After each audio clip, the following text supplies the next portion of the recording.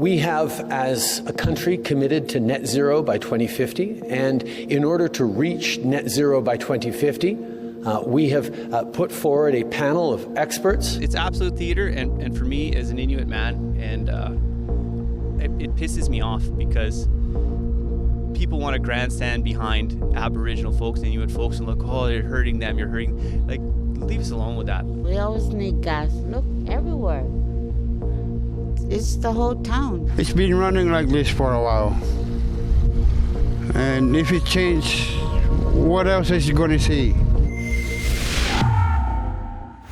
Lincoln J reporting for Rebel News here in the city of Iqaluit. Now, I've been here for a few days, and one of the things that has really stood out to me about this beautiful city is how remote it truly is. Now, for those who may not be aware, Iqaluit is a city located in the territory of Nunavut. Nunavut is the largest territory in all of Canada, accounting for 21% of the country's total land area. It is twice the size of Ontario, with Iqaluit being its one and only city with a population of just over 7,400 people. Now, how does a city that is essentially completely isolated from the rest of Canada operate?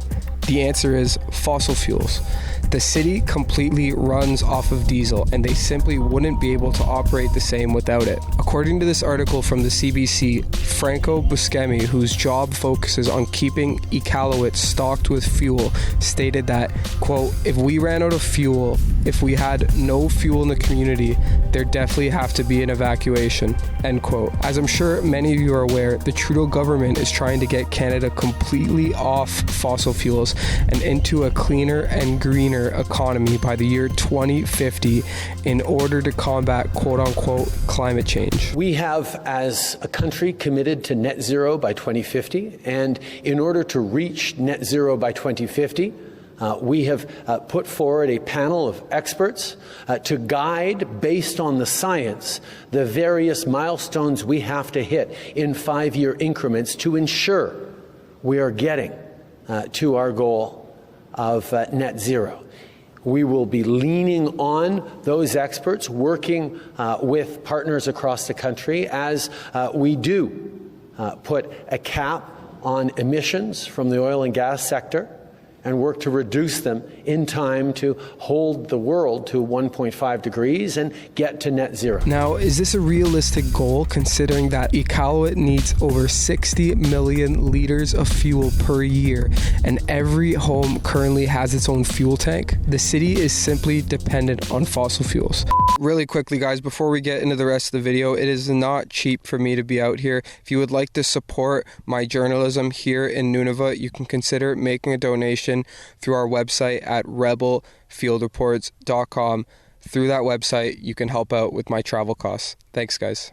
The main question here is, do the locals of Iqaluit want to see this change? Do they want to see this transition off of fossil fuels? We're going to speak with some of the local residents and get some different opinions on the matter. Let's check it out. I think it should be the way it is. It's been running like this for a while. And if it changes, what else is you going to see? You might see something different. You might like, or we might not like. We got to use this, like, what we have, not this fossil stuff. We got to use the pure energy that we have and make it into good energy. Who cares? You guys, the Southerners, are the ones that are using all the energy. We use basically no energy. So does anyone have any idea the amount of money and effort it would take not only to transition us off of that, but you got to think of the heating systems, you got to think of the energy systems, the infrastructure we have to put in place if we wanted to use, rather than use fossil fuels, we want to do solar. That we have power transmission lines that would all have to be changed. All of our power grids would have to be changed. We have to retrain all of our workers, and all for what? We're like 40,000 people. We always need gas. Look, everywhere. It's the whole town. If you're going to put up solar panels, you're going to put up wind farms. The positioning of that is is very specific. You can't just put them anywhere for them to be efficient. Number one, they won't be efficient. Number two, people don't want to live next to it. People don't want to live next to wind farms and have all these issues. What do you think would happen if they took away fossil fuels? Would people be able to survive? Well, yeah. Well, as Inuit, we know how to do shit and sorry. For small remote communities like we have, they're the perfect example of you take a fuel that's a concentrated energy source like diesel or whatever you want, you bring it to where the people live, you build a plant that can burn it and you transmit it. We're the perfect example of where this fuel is the right place to go. I think that's dependent on whether you're talking about like infrastructure, whether you're talking about housing, whether you're talking about, transportation, like all of that's kind of up in the air. Like nothing goes magically overnight, but the push to it is a good thing. I honestly think it's just too expensive. It's just too expensive to do green economy and green fossil fuels.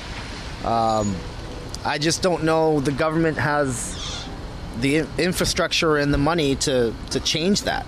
That's just my opinion. It's absolute theater, and for me as an Inuit man, and it pisses me off because people want to grandstand behind Aboriginal folks, Inuit folks, and look, oh, you're hurting them, like, leave us alone with that. Like, we're so far behind for housing issues and economy issues. Do you think the average Inuit person is sitting at home going, God, I'm worried about the diesel I'm burning? No, he's worried about feeding his family. Like that's where we're at. So I don't like us being brought into it as this poster child when we're suffering educationally, we're suffering from housing, we're lowest across the board on all metrics as far as poverty in Canada and the rest. Like, go worry about that somewhere else is my opinion. Yeah, I think it's a process. I think it takes time, and I think it's like Nunavut would need support in getting there. It's not possible for them to do it themselves, and there's reasons why it's built on fossil fuels logistically. So it's definitely a bigger conversation that all parties need to be a part of, and it'll take time. I understand that everyone should get a piece in this and everyone has an opinion on climate change, but for real, you could go to one small town in southern Canada, change them, and it'd be 3, 4, 5, 6 times the impact that we would ever have. So fix our housing issues, help us socially to get on the same playing field as everyone else, and personally leave us alone with that stuff. Thanks so much for watching, guys. If you want to check out all of my coverage here in Nunavut, you can visit rebelfieldreports.com. If you appreciate the coverage, consider making a donation to help with my travel costs. Thanks, guys.